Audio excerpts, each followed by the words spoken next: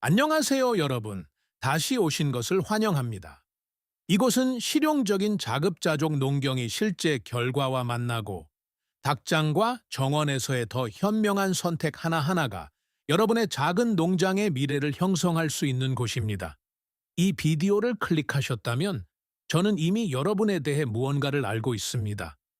여러분은 아마도 세상이 깨어나기 전에 수탈개 울음소리를 알아채는 그런 분일 것입니다.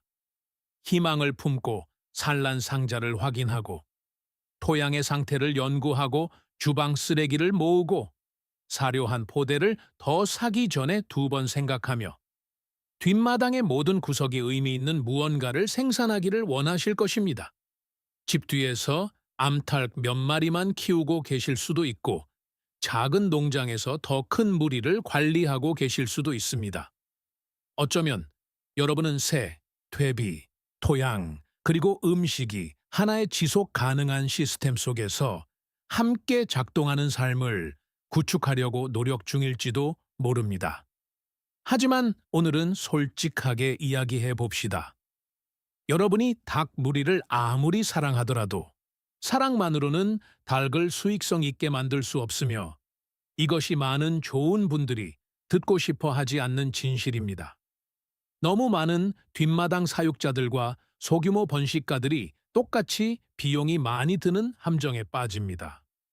그들은 더 이상 알을 낳지 않는 새들에게 계속 먹이를 주고 약하거나 공격적인 수탉을 변명하며 달걀, 병아리, 그리고 결과가 왜 노력에 미치지 못하는지 의아해하면서 닭장에 계속 돈을 쏟아붓습니다. 사료 청구서를 보고 좌절감을 느낀 적이 있다면 사료통은 더 빨리 비워지는데 바구니는 왜 가벼워지는지 스스로에게 물어본 적이 있다면 또는 감정과 현명한 관리 사이에서 갈등을 느낀 적이 있다면 이 비디오는 여러분을 위한 것입니다. 오늘 우리는 완전히 다른 렌즈를 통해 여러분의 닭 무리를 살펴볼 것입니다. 저는 이것을 황금 시계 골든 클럭라고 부릅니다. 우리는 약한 새 한 마리가 수천 마리의 바닷속으로 사라지는 거대한 산업형 농장에 대해 이야기하는 것이 아닙니다. 우리는 생산성 없는 암탉 한 마리가 중요하고 잘못된 번식 결정 하나가 중요하며 실수 하나가 지갑, 부화기, 그리고 식탁에 즉각적으로 나타나는 여러분과 저의 것과 같은 실제 닭무리에 대해 이야기하고 있습니다. 이 심층 탐구에서 저는 암탉이 언제 가장 수익성 있는 시즌의 끝에 진정으로 도달했는지, 수탉의 진정한 가치를 어떻게 판단하는지, 그리고 어떤 일상적인 관리 습관이 효율적인 사육자와 매년 똑같이 비용이 많이 드는 사이클에 갇힌 사람들을 구분하는지 보여드릴 것입니다.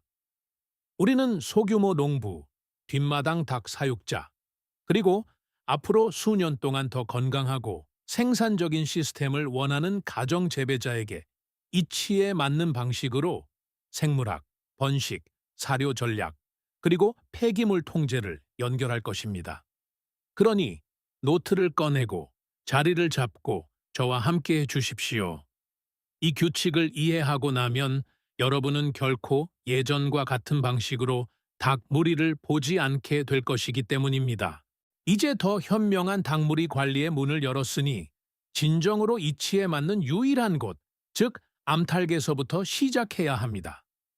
많은 사육자들이 수탉에서 시작하는데 수탉이 더 시끄럽고 눈에 잘 띄며 감탄하기 쉽기 때문입니다. 하지만 뒷마당 시스템에서 수익, 낭비, 그리고 장기적인 지속 가능성을 진정으로 이해하고 싶다면 암탉이 먼저입니다. 수탉이 청사진과 유전자의 절반을 제공할 수는 있지만 암탉은 생물학적 엔진입니다. 암탉은 여러분이 열심히 제공하는 것들, 사료, 미네랄, 물, 은신처, 시간, 그리고 보살핌을 취하여 오늘의 달걀과 내일의 변가리로 바꿉니다. 소규모 사육자에게 적당한 규모의 무리에 있는 모든 암탉은 실제 돈, 실제 노동, 그리고 실제 기대를 의미합니다. 암탉은 마당에 있는 또 다른 새가 아니라 살아있는 투자입니다.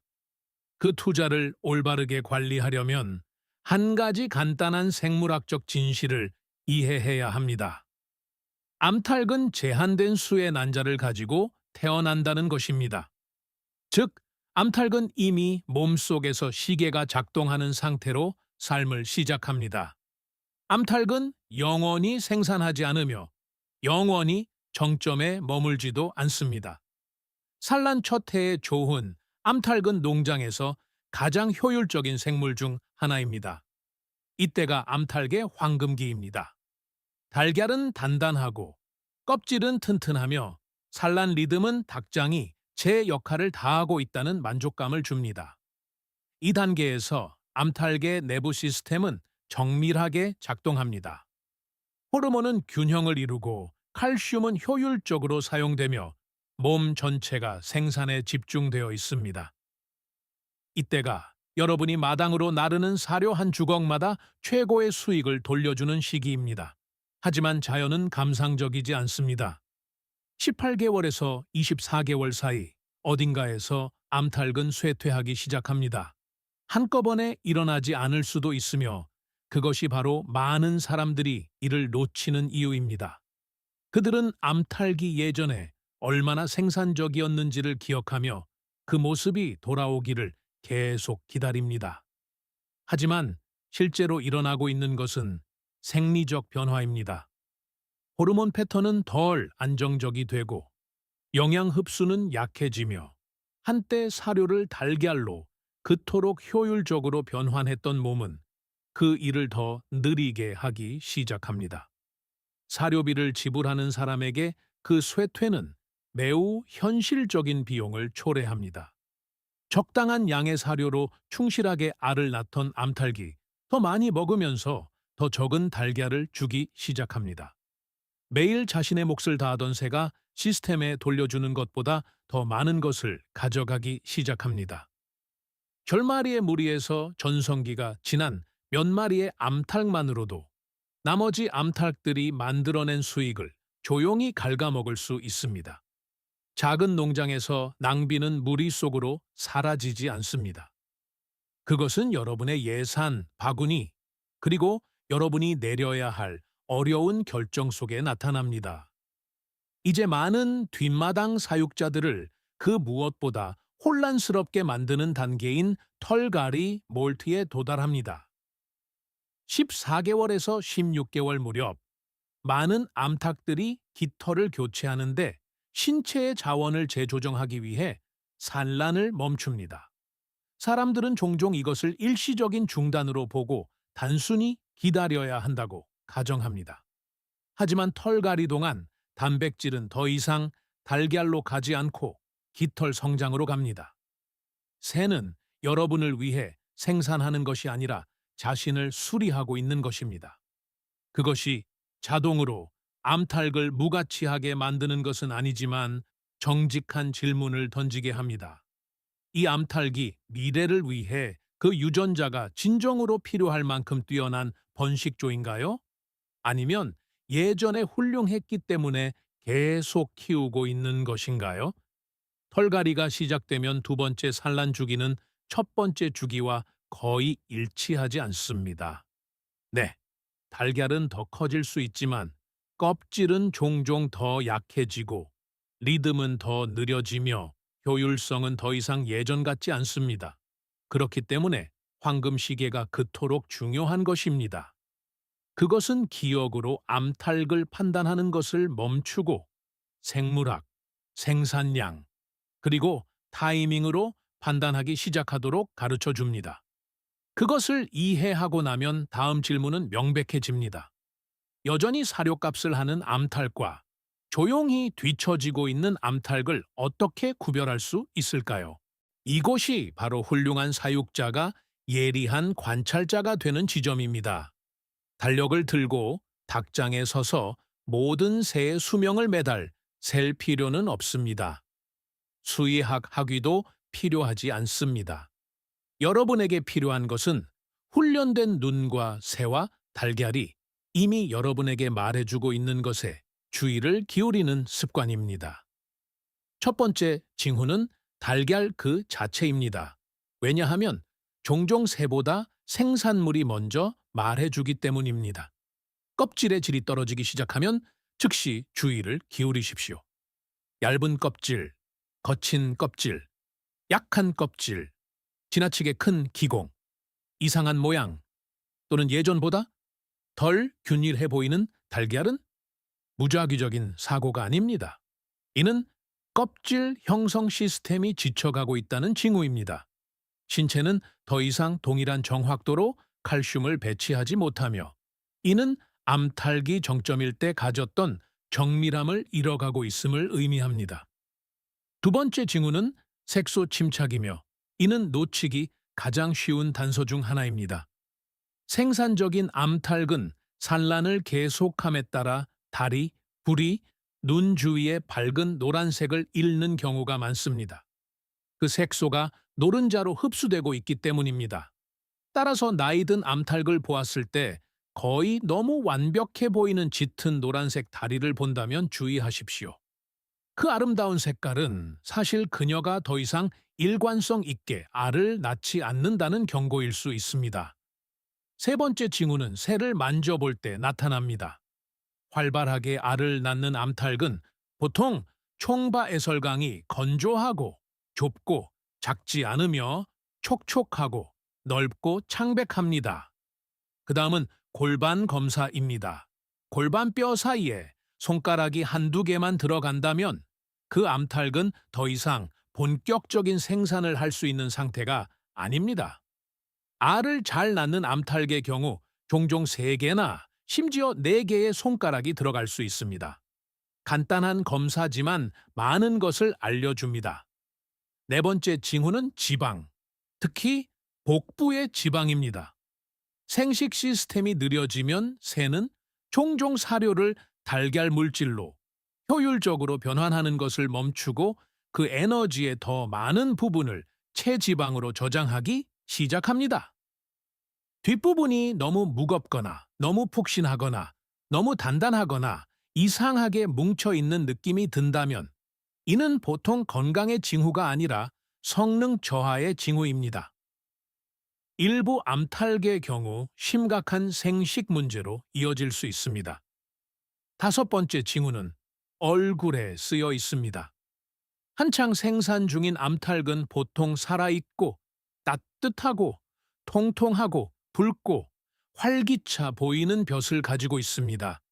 눈은 초롱초롱합니다. 하지만 벼이 창백해지거나 쪼그라들거나 칙칙해지고 새의 시선이 그 밝음을 잃을 때 메시지는 종종 매우 분명합니다. 엔진이 느려지고 있다는 것입니다.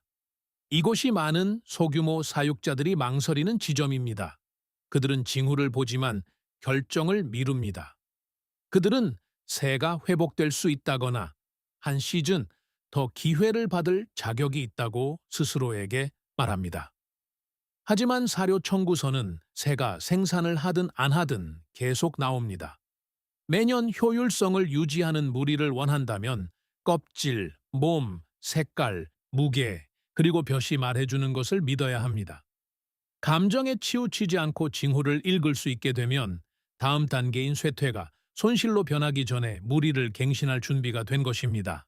쇠퇴의 징후를 인식할 수 있게 되면 다음 과제는 무리가 비용이 많이 드는 공백기에 빠지기 전에 무엇을 해야 할지 아는 것입니다.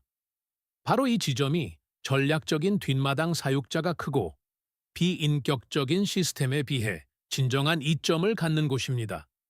작은 농장에서는 정밀하게 계획하고 의도적으로 교체하며 닭장 전체를 멈추게 하지 않고도 생산을 계속 유지할 수 있습니다. 많은 사람들에게 피해를 주는 실수는 다음과 같습니다. 그들은 너무 오래 기다렸다가 한꺼번에 무리 전체를 교체하려고 합니다. 간단해 보이지만 이는 사료는 계속 소비되고 어린 새들은 아직 자라고 있으며 달걀 바구니는 갑자기 믿을 수 없게 되는 길고 고통스러운 기간을 만들어냅니다. 소규모 운영에서 그러한 혼란은 치명적일 수 있습니다. 한 번에 모든 것을 교체하는 대신 우리는 더 현명한 시스템인 3단계 순환, rotation by thirds, thirds를 사용합니다. 이는 여러분의 무리가 결코 단일 연령되어서는 안 되며 세 개의 살아있는 생산 계층으로 나뉘어야 함을 의미합니다. 첫째, 가장 어린 새들인 어린 엠탁 폴렛스, 즉 무리의 미래가 있습니다. 이들은 부화 후 약 6개월까지의 새들로 성장하고 발달하며 첫 산랑이를 향해 나아갑니다. 이들은 아직 사료값을 벌지는 못하지만 다가오는 교체 인력이며 많은 사육자들이 깨닫는 것보다 더 중요합니다. 그 다음에는 시스템의 핵심인 성숙한 산란계가 있으며 대략 6개월에서 18개월 사이입니다. 이들은 가장 강력한 생산자들로 매일매일 운영을 이끌어가는 새들입니다. 이들은 사료를 신뢰할 수 있는 생산물로 바꾸는 암탉들이며 여러 면에서 닭장 전체의 재정적 중추입니다. 마지막으로 약 18개월에서 24개월 사이에 암탉인 고령조가 있습니다. 이 새들은 여전히 알을 낳을 수 있지만 최고 효율성에서 벗어나고 있습니다. 껍질이 약해질 수 있고 빈도가 떨어질 수 있으며 이제 그들의 가치는 더 냉정하고 기술적인 눈으로 판단되어야 합니다. 이들은 퇴장 그룹이며 제대로 관리한다면 무리 전체가 젊고 균형 잡히며 생산적으로 유지되도록 해줍니다. 이러한 종류의 순환이 효과를 거두려면 교체할 새들을 처음부터 올바르게 길러야 합니다. 어린 암탉은 작은 산란계가 아닙니다. 성장기 동안 부주의하게 먹이를 주어서는 안 됩니다. 달걀 생산이 아니라 발달을 위해 만들어진 사료가 필요합니다. 이 단계에서는 튼튼한 뼈, 장기 성장, 골격, 그리고 전반적인 구조가 만들어지며 이를 위해서는 올바른 영양소 균형이 필요합니다. 너무 일찍, 특히 제대로 성숙하기 전에 산란계 사료를 서둘러 먹이면 과도한 칼슘이 장기적인 손상, 특히 신장의 손상을 줄 수 있습니다. 그것은 그 순간에는 무해해 보일지라도 나중에 대가를 치르게 하는 종류의 실수입니다. 여기서 타이밍이 강력한 힘을 발휘합니다. 어린 암탉들이 알을 낳기 시작하기 전에 짧은 기간 동안 전황이 사료가 중요합니다. 올바르게 수행되면 첫 달걀을 위해 신체를 준비시키고 새로운 그룹이 힘과 추진력을 가지고 생산에 들어갈 수 있도록 돕습니다. 나이든 암탉들이 마침내 시스템을 떠날 때 어린 새들은 절뚝거리며 자리를 채우는 것이 아니라 수요를 충족시키기 위해 일어섭니다. 그것이 바로 중첩의 아름다움입니다. 여러분은 결코 죽은 시즌으로 내몰리거나 왜 생산이 한꺼번에 무너졌는지 의아해하며 마당에 서 있을 필요가 없습니다. 고령조가 2년 정도에 도달하면 이제 그들이 주요 생산 라인에서 떠날 때입니다. 그것이 그들에게 가치가 없다는 뜻은 아닙니다. 그들의 고기는 어린 육개보다 질길 수 있지만 여전히 실질적인 용도와 가치가 있습니다. 전통적인 주방에서 나이든 암탉은 깊은 풍미의 스튜, 천천히 조리된 가족 식사 또는 가정에 무언가를 돌려주는 진한 육수가 될 수 있습니다. 동시에 어린 암탉들은 자신들의 산란 주기를 시작하고 바구니는 안정적으로 유지됩니다. 그것이 바로 현명한 갱신의 모습입니다. 낭비도 혼란도 감상도 아닌 오직 움직임, 타이밍, 그리고 연속성입니다. 병아리를 직접 부화시킨다면 미래의 교체용 암탉을 오직 아름다움만으로 선택하지 마십시오. 예쁜 깃털이 사료 청구서를 지불해주지 않습니다. 최고의 교체용 어린 암탉은 일찍 능력을 증명하고 안정적으로 알을 낳고 건강을 유지하며 끊임없는 개입 없이도 여러분의 환경을 잘 견뎌낸 암탉의 딸입니다. 그것이 바로 여러분의 땅, 기후, 그리고 일상에 속하는 무리를 구축하는 방법입니다. 이제 수탈구로 넘어가 보겠습니다. 하지만 많은 사람들이 하는 가벼운 방식이 아닙니다. 그의 지위를 높이고 그가 진정 어떤 존재인지 명확히 봅시다. 그는 단지 닭장의 우두머리가 아니라 검증된 종계이자 다음 세대의 유전적 다치입니다. 지금까지 우리는 수탈기 부화기에서 나오거나 알을 품는 암탉 아래에서 부화하는 모든 병아리에게 유전자 패키지의 절반을 기여한다는 것을 확립했습니다. 이는 평범한 수컷이 작은 문제를 일으키는 것이 아니라 반복적인 문제를 일으킨다는 것을 의미합니다. 그는 무리를 개선하기 위해 여러분이 의지하고 있는 바로 그 새들을 통해 약점을 앞으로 퍼뜨리고 열악한 구조, 열악한 활력, 열악한 번식력, 그리고 열악한 성능을 배가시킵니다. 그렇기 때문에 진정으로 훌륭한 수탉은 결코 일회용 장식품처럼 취급되어서는 안 됩니다. 작은 농장에서 검증된 종계는 여러분이 소유할 수 있는 가장 가치 있는 동물 중 하나입니다. 산란으로 인해 신체가 끊임없이 대사적 부담을 받는 암탉과 달리 수탉은 동일한 일일 생산 부담을 견디지 않습니다. 그의 번식 수명은 훨씬 더 오래 지속될 수 있으며 제대로 관리될 경우 튼튼한 수컷은 3년이나 심지어 4년 동안 매우 유용하게 남을 수 있습니다. 하지만 여기서 핵심 문구는 제대로 관리될 경우입니다. 그는 건전한 영양, 좋은 신체 상태, 그리고 자신의 능력에 맞는 역할에서 움직일 수 있는 공간이 필요합니다. 부화가 잘 되고 활기차게 자라며 문제에 저항하고 생산적인 새들로 발달하는 튼튼한 자손을 일관되게 배출하는 수탉을 찾았다면 지루하다는 이유로 그를 교체하거나 다른 새가 눈길을 끈다는 이유만으로 그를 바꾸지 마십시오. 소규모 번식에서 일관성은 주요한 이점입니다. 이미 자신의 가치를 증명한 수탉은 여러분에게 값을 매길 수 없는 것, 즉 예측 가능성을 제공합니다. 그는 여러분의 닻이 됩니다. 암탉들이 그를 중심으로 순환하는 동안 그는 중심을 잡습니다. 그는 번식 프로그램을 안정시키고 무리의 미래를 형성합니다. 너무나 많은 뒷마당 사육자들이 외모, 새로움 또는 감정에 기반하여 충동적인 결정을 내리는 세상에서 검증된 종계의 가치를 인식하는 사육자는 이미 훨씬 더 높은 수준에서 운영하고 있는 것입니다. 수탉은 장식이나 배경소음이 아니라 여러분이 구축하고 있는 모든 것을 강화하거나 내부에서 조용히 약화시킬 수 있는 살아있는 청사진으로서 진지한 렌즈를 통해 바라보아야 합니다. 수탉을 번식 프로그램의 중심으로 보기 시작했다면 많은 소규모 사육자들이 간과하는 한 가지 사실을 받아들여야 합니다. 바로 수탉의 일상적인 필요가 주변 암탉들의 필요와 같지 않다는 것입니다. 수탉을 무리 속에 그저 평범한 새처럼 관리한다면 다음 세대를 형성하기 위해 의존하고 있는 바로 그 동물을 서서히 약화시키게 됩니다. 이러한 실수가 가장 먼저 나타나는 곳은 먹이통입니다. 너무나 많은 소규모 사육자들이 암탉에게 주는 산란용 사료를 수탉에게도 똑같이 먹게 내버려 둡니다. 겉보기에는 모두가 함께 먹고 추가적인 계획이 필요 없으니 편리해 보일 수 있습니다.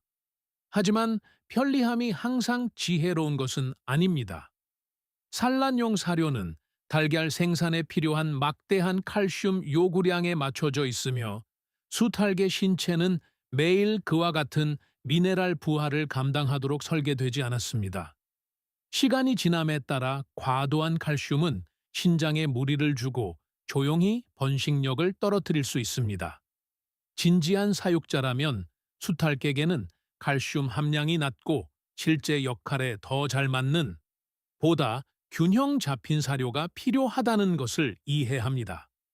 필요할 경우 비타민 E와 셀레늄 같은 영양소를 지원하면 더 강력한 번식 능력과 더 나은 번식 활력을 유지하는 데 도움이 될 수 있습니다. 사료는 방정식의 한 부분일 뿐입니다. 좋은 수탉은 무리 내에서 실제로 어떤 역할을 하고 있는지에 따라 평가되어야 합니다. 소규모 농장에서 수컷은 막대한 번식의 책임을 지며 단순히 그 자리에 존재한다고 해서 모든 암탉을 교미하고 있다고 가정할 수는 없습니다. 수탉을 관찰하고 패턴을 파악해야 합니다. 어떤 수탉은 게을러지고 어떤 수탉은 선택적이 되며 어떤 수탉은 특정 암탉만 계속해서 선호하고 다른 암탉은 완전히 무시하기도 합니다. 그러면 사육자는 아름다운 달걀을 부화기에 넣었음에도 너무 많은 무정란이 나오는 것을 보고 혼란에 빠지게 됩니다. 진정으로 제 역할을 하는 종모우, 종계 수탉, 찾는 교미 이상의 일을 합니다. 질서를 유지하고 무리를 지켜보며 긴장 상황에 대처하고 수집한 달걀이 진정한 번식 가치를 가질 수 있도록 충분한 일관성을 유지합니다. 이는 가장 중요한 실질적인 질문 중 하나로 이어집니다. 수탉 한 마리가 몇 마리의 암탉을 거느려야 할까요? 사람들은 수탉 한 마리당 암탉 10마리라는 간단한 규칙을 반복하기 좋아하지만 실제 현실이 그렇게 획일적인 경우는 드뭅니다. 품종, 체구, 기질, 활동 수준 모두가 중요합니다. 황금률은 맹목적인 반복이 아니라 조정을 요구합니다. 레그혼, 레곤과 같이 가볍고 활동적인 품종을 기른다면 강하고 에너지가 넘치는 수탉은 종종 12마리나 심지어 15마리의 암탉으로 이루어진 더 큰 무리를 감당할 수 있습니다. 이 새들은 쉽게 움직이고 더 효율적으로 교미하기 때문입니다. 하지만 더 무거운 새, 골격이 큰 품종 또는 덩치가 크고 움직임이 느린 다른 가금류를 기른다면 그 비율은 좁혀져야 합니다. 거대한 수컷은 번식의 질을 떨어뜨리지 않고서는 같은 수의 암탉을 성공적으로 관리할 수 없습니다. 그런 경우 수탉 한 마리당 암탉 4마리에 가깝게 균형을 맞춰야 할 수도 있습니다. 반탐 반타민이나 실키, 실키에와 같이 작고 온순한 새들의 경우 1대 6 정도의 중간 비율이 훨씬 더 효과적인 경우가 많습니다. 바로 이 지점에서 관리는 숫자의 예술이 됩니다. 비율이 잘못되면 무리 전체가 그것을 느낍니다. 수탉이 너무 많으면 스트레스, 경쟁, 끊임없는 갈등이 발생합니다. 수컷들은 암탉을 돌보는 대신 서로에게 도전하는데 에너지를 낭비하고 전체의 번식 환경은 불안정해집니다. 암탉들은 불안해하고 과로하며 생산성이 떨어집니다. 반면에 수탉이 너무 적으면 정반대의 문제가 발생합니다. 번식력이 불균형해집니다. 어떤 암탉은 자주 교미를 하지만 다른 암탉은 거의 교미하지 못하며 부화율은 실망스러워지기 시작합니다. 두 경우 모두 문제는 운이 아니라 불균형입니다. 중심이 되는 종계 수탉이 일찍 지쳐버리지 않고 수년 동안 유용하게 남기를 원한다면 정밀하게 관리해야 합니다. 아무리 훌륭한 수탉이라도 영원히 지배할 수는 없습니다. 최고의 종계 수탉조차도 결국 무리 내에서의 위치를 재평가해야 하는 시점에 도달합니다. 때로는 행동이 첫 번째 단서가 됩니다. 암탉이나 사육자에게 지나치게 공격적으로 변하는 수탉은 더 이상 통제력을 가지고 무리를 이끄는 것이 아닙니다. 하지만 정반대의 극단적인 경우도 마찬가지로 많은 것을 말해줍니다. 한때 기민했던 수컷이 무기력해지거나 둔해지거나 무리에게 이상할 정도로 무관심해진다면 그러한 에너지의 상실은 그의 유용성이 희미해지고 있음을 알려주는 것일 수 있습니다. 어느 경우든 사육자는 그 새에 대한 감탄을 멈추고 역할을 평가하기 시작해야 합니다. 검증된 종계 수탉이 더 이상 그 역할에 적합하지 않다는 것을 어떻게 알 수 있을까요? 첫째, 번식력 수치를 관찰하십시오. 겉모습이 그렇지 않을 때조차도 수치는 진실을 말해줍니다. 건강하고 어린 암탉들로부터 온전한 달걀을 수집하고 있는데 부화율이 급격히 떨어진다면 마당에 두 다리로 서 있는 녀석이 문제일 수 있습니다. 수탉은 여전히 잘생겨 보이고 여전히 울음소리를 내며 여전히 자신감 있게 행동할 수 있지만 번식 프로그램이 요구하는 결과를 더 이상 만들어내지 못할 수 있습니다. 실용적인 농장에서 번식력은 세부 사항이 아니라 척도입니다. 두 번째 경고 신호는 기동성입니다. 일부 수컷은 나이가 들면서 몸이 무거워지고 뻣뻣해지며 움직임이 덜 유연해집니다. 걸음거리는 힘을 잃고 교미를 위한 올라타기는 서툴러지거나 일관성이 없어집니다. 그 새는 여전히 닭장을 순찰할지 모르지만 더 이상 예전과 같은 힘, 균형 또는 빈도로 역할을 수행하지 못합니다. 번식 작업에서 이러한 신체적 쇠퇴는 중요합니다. 아무리 겉모습이 훌륭하더라도 잘 움직이지 못하는 수탉은 제 역할을 잘 수행할 수 없습니다. 세 번째 적신호는 암탉 자체에서 나타납니다. 너무 무거워지거나 너무 거칠어지거나 신체 조정 능력이 너무 떨어지게 된 노령의 수컷은 교미 중에 상처를 입히기 시작할 수 있습니다. 무리 생활의 정상적인 부분이어야 할 행동이 암컷들에게 스트레스가 되며 암탉을 다치게 하는 수탉은 더 이상 시스템을 보호하는 것이 아니라 파괴하는 것입니다. 바로 그 순간이 규율 있는 사육자가 변명을 멈추고 교체를 계획하기 시작해야 할 때입니다. 하지만 이러한 경고 신호들조차도 수탉이 결국 떠나야 하는 가장 중요한 이유는 아닙니다. 가장 결정적인 이유는 유전적 장벽입니다. 모든 진지한 사육자는 결국 근친교배의 시점에 도달하게 됩니다. 만약 당신이 현명하게 대처하여 무리에서 가장 튼튼한 암탉의 딸들인 어린 교체용 암병아리들을 남겨두고 있다면 그 어린 새들이 여전히 그들 위에 군림하고 있는 수탉의 직계딸이 되는 시점이 옵니다. 그 순간이 바로 그 무리에서 그의 주기가 끝나는 때입니다.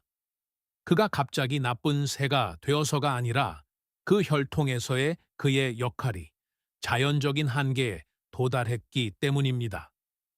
아버지와 딸의 교배를 계속해서 반복한다면 피해는 조용히 쌓이게 됩니다.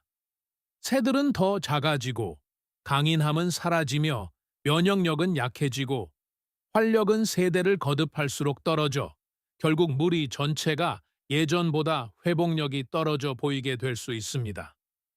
아름다운 수탉에 대한 애착 때문에 많은 사육자들이 수년간의 발전을 잃어버리는 지점이 바로 여기입니다. 현명한 해결책은 기술적인 교환입니다. 다른 진지한 사육자를 찾아 동등하거나 더 나은 품질의 수컷과 교환을 주선하십시오. 단 한 번의 조치로 당신이 구축한 모든 것을 무너뜨리지 않으면서 시스템에 새로운 피를 수혈할 수 있습니다. 그 새로운 수탉은 다른 유전자를 가지고 도착하며 당신이 선택한 최고의 어린 암탉들과 짝을 이룰 때 그 결과는 강력할 수 있습니다. 외부의 강점을 자체적으로 검증된 암컷 혈통과 혼합하여 무리의 전반적인 품질을 향상시키는 것입니다. 번식에 대한 결정이 명확해지고 무리가 유전적 규율을 바탕으로 발전하고 있다면 다음 질문은 이것입니다. 먹이통에 무엇을 넣고 있으며 그 비용 중 얼마가 실제로 잘 사용되고 있습니까? 사료는 시스템이 지속 가능하게 느껴질지 아니면 좌절감을 줄지를 결정하는 큰 비용입니다. 대부분의 소규모 농장에서 사료는 가장 큰 재정적 압박 중 하나입니다. 사료 효율성을 개선하면 무리의 경제성이 바뀝니다. 발효 사료가 등장하는 곳이 바로 여기입니다. 많은 사람들에게 발효는 복잡하게 들리지만 이미 구매하고 있는 사료에서 더 많은 가치를 끌어내는 가장 간단한 방법 중 하나입니다. 발효는 새가 사료를 먹기도 전에 사료를 분해하기 시작합니다. 야생 효모와 유산균이 물에 불린 곡물에서 작용하여 이를 더 소화하기 쉽고 생물학적으로 이용 가능한 상태로 변형시킵니다. 건조한 사료를 염소가 없는 깨끗한 물에 담그면 이러한 미생물들이 좋아하는 환경이 만들어집니다. 미생물들이 증식하면서 단단한 전분과 복합 화합물을 소화하여 젖산을 생성합니다. 이 산은 혼합물의 pH를 낮추어 유해한 병원균에 대한 자연적인 장벽을 만드는 데 도움을 줍니다. 또한 미네랄 흡수를 방해하는 화합물을 줄여주어 지불한 비용에 더 많은 부분이 사용되지 않고 배출되는 대신 실제로 새가 이용할 수 있게 됨을 의미합니다. 산란계 무리의 경우 발효는 사료에 묶여있는 영양소를 방출하는 데 도움을 주어 더 튼튼한 골격과 더 나은 달걀 껍질 품질을 지원합니다. 실용적인 측면도 있습니다. 발효 사료는 물을 흡수하면서 부풀어 오릅니다. 부드러워지고 훨씬 더 포만감을 줍니다. 암탉들은 종종 더 적은 양으로도 만족감을 느끼면서 여전히 밀도 높은 영양을 공급받습니다. 더 현명한 부피로 먹이를 주는 것입니다. 과정은 간단합니다. 일반 사료를 유리나 식품용 플라스틱 용기, 금속은 제외에 넣고 염소가 없는 물로 덮습니다. 매일 한 번씩 저어줍니다. 3, 4일이 지나면 가벼운 거품이 일고 사워도우처럼 깨끗하고 톡 쏘는 냄새가 나는 것을 알 수 있습니다. 그때가 바로 발효 과정이 활발하게 진행되고 있음을 아는 시점입니다. 대부분의 새들은 엄청난 열정으로 달려들어 먹을 것입니다. 식욕 조절이 더 잘 되고 낭비가 줄어들며 무리의 상태가 더 안정되는 것을 보게 되면 그 가치는 명백해집니다. 많은 사람들이 진실을 마주하고 싶어 하지 않습니다. 최고의 수탉을 선택하고 암탉을 완벽하게 교체하더라도 닭들이 사료의 절반을 흙바닥에 던져버린다면 여전히 돈을 잃고 있는 것입니다. 전형적인 개방형 먹이통에서 닭들이 먹는 모습을 지켜보면 좋아하는 조각을 찾기 위해 파헤치고 긁어내고 곡물을 옆으로 내던지는 것을 볼 수 있습니다. 엄청난 양의 사료가 바닥재와 배설물 속에 흩어지게 됩니다. 바닥에 떨어지는 순간 그것은 쓰레기가 됩니다. 좋은 먹이통은 행동을 통제해야 합니다. 목표는 새가 쉽게 접근할 수 있게 하면서도 먹이를 옆으로 던지는 능력을 줄이는 것입니다. 가장 현명한 해결책 중 하나는 포트형 먹이통, 포트 피더입니다. 아래를 향하는 PVC 포트가 있는 기본 양동이를 사용하면 먹이를 먹는 기하학적 구조가 바뀝니다. 새는 곡물에 닿기 위해 구멍 안으로 머리를 넣어야 하므로 더 이상 사료를 이리저리 내던질 수 없습니다. 흘린 조각들은 다시 용기 안으로 떨어집니다. 절약 효과는 즉각적이고 상당할 수 있습니다. 더 나은 먹이통은 설치류를 막는 데도 도움이 됩니다. 생쥐와 쥐들은 바닥에 널린 뷔페를 찾아옵니다. 쏟아진 사료를 제거하면 설치류의 압박이 줄어듭니다. 땅에서 약간 띄워진 밀폐형 먹이통은 훨씬 더 접근하기 어려운 표적이 됩니다. 하지만 효율적인 환경은 먹이통 그 이상을 의미합니다. 온도 스트레스도 또 다른 요인입니다. 닭장이 너무 추우면 새들은 에너지를 생산에 쏟는 대신 차원을 유지하는 데만 소모합니다. 너무 더우면 식욕이 떨어지고 산란이 느려집니다. 빛도 중요합니다. 어두운 계절에는 타이머가 설정된 LED 조명이 일관성을 유지하는 데 도움이 될 수 있습니다. 공기 순환도 마찬가지로 중요합니다. 환기가 불량하면 암모니아가 축적되어 호흡기 건강을 악화시킵니다. 급수 시스템도 중요합니다. 전통적인 급수기는 종종 바닥재를 젖게 만들어 다른 문제들을 야기합니다. 니플형 급수기는 그러한 지저분함을 줄이고 깨끗하고 건조한 환경을 유지하는 데 도움을 줄 수 있습니다. 가장 수익성 있는 시스템은 애초에 낭비가 발생하지 않도록 충분히 지능적으로 설계됩니다. 마침내 우리는 예상보다 빨리 모든 것을 파괴할 수 있는 한 가지 문제, 바로 질병에 도달합니다. 소규모 농장에서는 새가 심각하게 병들었을 때쯤이면 치료 비용이 종종 새 자체의 가치를 초과합니다. 그렇기 때문에 현명한 가금류 건강 관리는 예방을 최우선으로 하여 구축됩니다. 눈에 띄는 문제가 생길 때까지 기다리지 말고 미리 체력을 길러 주십시오. 여기서 전체론적 삼위일체 (Holistic Trinity가) 등장합니다. 이는 새들의 회복력을 유지하기 위한 간단하고 자연스러운 지원 시스템입니다. 첫 번째는 역과되지 않은 생사과 식초입니다. 식수에 섞어 사용하면 소화 환경을 부드럽게 산성화하여 유해한 유기체들이 살기 어렵게 만들고 더 나은 미네랄 사용을 지원합니다. 두 번째, 기둥은 마늘입니다. 마늘의 천연 화합물은 세균의 압박과 기생충, 스트레스로부터 새를 보호하는 데 탁월한 효과가 있습니다. 신선한 마늘을 으깨어 사료나 물에 첨가하면 면역 반응이 강화됩니다. 세 번째 기둥은 약초입니다. 여러분의 정원이 무리의 지원 시스템의 일부가 될 수 있습니다. 오레가노는 유해한 장내 압박을 조절하는 데 도움을 주고, 타임은 호흡기 스트레스에 대한 보호 특성으로 가치가 있으며, 라벤더는 평온함을 가져다 줍니다. 더 차분한 암탉은 더 안정적으로 알을 낳고 스트레스를 덜 받는 새입니다. 닭을 기르는 것은 단순한 매력적인 취미가 아닙니다. 그것은 닭장 안의 생명을 이해하는 규율입니다. 새들의 리듬을 배우고 그들의 생태를 존중하며 노력을 결과로 바꾸는 결정을 내리는 것입니다. 우리는 암탉이 생산성 시계를 가지고 있고, 수탉은 건축학적 청사진이며 사료 효율성과 낭비 방지 설계가 필수적이라는 것을 보았습니다. 이러한 황금률은 암탉이 5마리이든 50마리이든 상관없이 적용됩니다. 의도를 가지고 무리를 교체하고 성과에 따라 교체할 새를 선택하며 사료를 투자로 관리한다면 당신은 높은 수준으로 운영하고 있는 것입니다. 가금류 사육의 성공은 판단에서 시작됩니다. 생물학적 이해가 실용적인 관리와 만날 때 당신은 단순한 닭 주인을 넘어 진정한 사육자가 되기 시작합니다.